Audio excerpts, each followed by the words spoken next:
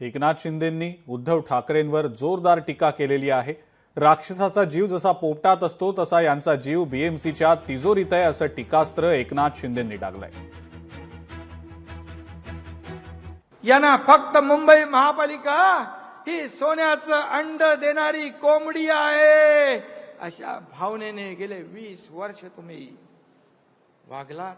काय दिलं मुंबईकरांना? यामुळे मुंबई खतरे में आहे, मुंबई महाराष्ट्रापासून तोडली जाईल अशा आरोळ्या देखील ठोकतील। खरं तर मुंबई खतऱ्यात नाही, पण हे खतऱ्यामध्ये येतील। यांचं अर्थकारण, यांचं राजकारण खतऱ्यामध्ये येईल, धोक्यात येईल। राक्षसाचा जीव कुठे असतो? राक्षसाचा जीव पोपटात असतो राक्षसाचा, तसं यांचाच जीव बीएमसीत नाही रे बाबा, बीएमसीच्या तिजोरीत आहे।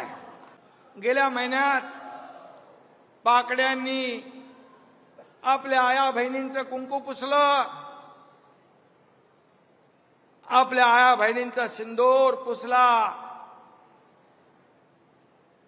मराठी बहिणी इतर जातीच्या बहिणी होत्या, डोळ्यात देखत त्यांच्या कर्त्या पुरुषाला गोळ्या घालण्याचं पाप पाकड्यांनी केलं।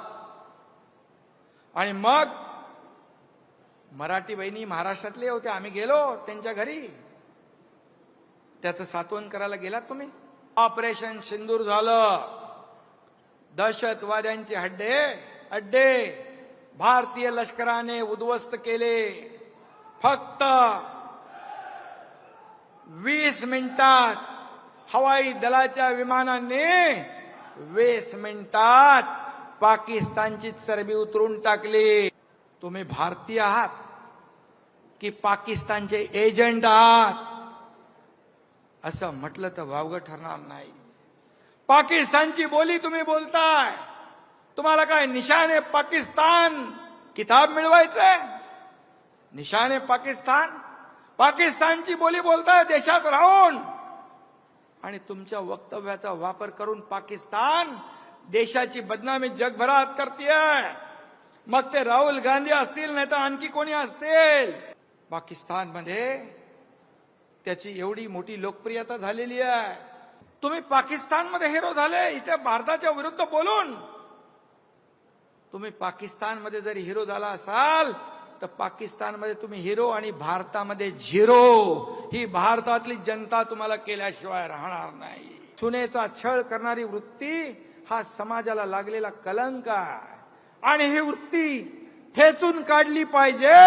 आणि त्यासाठी आज आपण एक नवीन अभियान सुरू केलंय। काय?